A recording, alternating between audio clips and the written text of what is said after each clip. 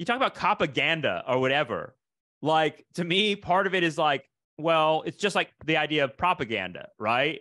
Well, yeah, there's a top-down element to it, but there's also like cop fiction is intensely popular and powerful and enduring. And when I say cop fiction, I really mean crime fiction and like the whole concept of like the criminal underground world intersecting with these guys.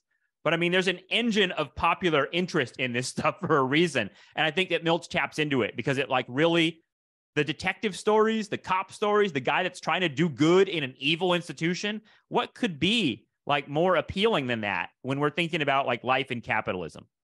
And I think that's the challenge that the liberal narrative brings to the radical imagination, because it implies both the deep temporal recess of a culture in which the structures of power are embedded emotionally into people, into communities, into the idea of them as property holders that we've talked about more recently, and that these are stories that do emotional work on people with such repetition that the technique is, as the radical antagonist would say here, the technique is one that's akin to propaganda, and yet at the same time, what we're really talking about is the ideological imagination and how technique works.